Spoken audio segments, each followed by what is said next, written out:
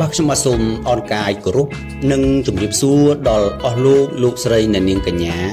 ពុកម៉ែបងប្អូនកូនក្មួយទាំងអស់គ្នាផងដែរបាទឆ្លៀតពេលទំនេរពីការងារខ្ញុំបាទក៏បានលើកយកនៅអត្ថបទមួយដើម្បីធ្វើការបកស្រាយដែលមានចំណងជើងថាត្រូវតែចេះដេញភាពកំសាចោលឲ្យអស់ពីក្នុងខ្លួនដែលមានអត្ថន័យនៅខ្លឹមសារដូចតទៅបាទវាជាការពិតណាស់ភាពកំសាគឺជាមេរោគដែលចាំស៊ីបង្ហិនធម្មពលដ៏អស្ចារ្យដែលមាននៅក្នុងខ្លួនរបស់យើងប្រសិនបើយើងនៅតែបន្តអោបក្រសោបតទៅទៀតយើងនឹងមិនអាចធ្វើរឿងអ្វីធំដុំបានទេហើយទីបំផុតយើងនឹងទទួលរងគ្រោះព្រមទាំងមានវិបត្តិសេរីអស់មួយជីវិត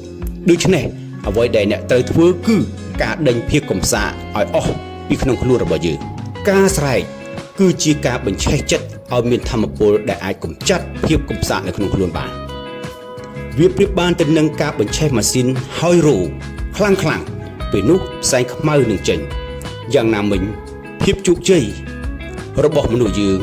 ក៏ត្រូវបានរាំងខ្ទប់ដោយសារចិត្តពុលនៃភាពកំសាកដែលទាមទារឲ្យយើងចេះបញ្ឆេះដើម្បីបណ្ដេញវាទើបយើងមានឱកាសទទួលបាននូវភាពជោគជ័យការនិយាយខ្លាំងការស្រែកខ្លាំងការនិយាយឲ្យបានច្រើននោះអ្នកនឹងមានភាពក្លាហានពេលដែលអ្នកនិយាយខ្លាំងស្រែកខ្លាំងនោះចិត្តរបស់អ្នកនឹងខ្លាំងដែលបណ្ដាលឲ្យអ្នកហ៊ានធ្វើរឿងអ្វីដែលអ្នកមិនហ៊ានធ្វើពីមុនមកពេលខ្លះយើងហ៊ានគិតយើងហ៊ាននិយាយតែយើងមិនហ៊ានធ្វើទេព្រោះតែយើងខ្លាចព្រោះតែយើងមានភាពកំសាកអ្នកត្រូវចាំថាអ្នកធ្វើកាន់តែច្រើននោះអ្នកនឹងមានភាពក្លាហានក៏កាន់តែច្រើនដែរយើងតែងតែកោតសរសើរចំពោះសេចក្តីក្លាហានរបស់អ្នកប្រណាំងម៉ូតូហោះសួរថាតើពួកគេប្រើរយៈពេលប៉ុន្មានក្នុងការហ្វឹកហាត់គឺគេហ្វឹកហាត់ជារៀងរាល់ថ្ងៃដំបូងពួកគេក៏មានការភ័យខ្លាចដូចយើងអញ្ចឹងដែរ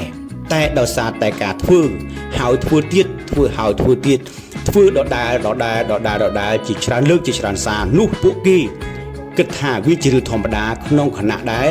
យើងគិតថាវាជារឿងដ៏អស្ចារ្យនិងគួរឲ្យគ្រោះថ្នាក់ជាទីបំផុតនោះអ្នកនឹងអាចទទួលបានអ្វីៗគ្រប់បែបយ៉ាងប្រសិនបើអ្នកចេះលះបង់ឬបណ្ដេញភាពកំសាកឲ្យចេញពីខ្លួនអស់ហើយតាំងចិត្តថាខ្លួន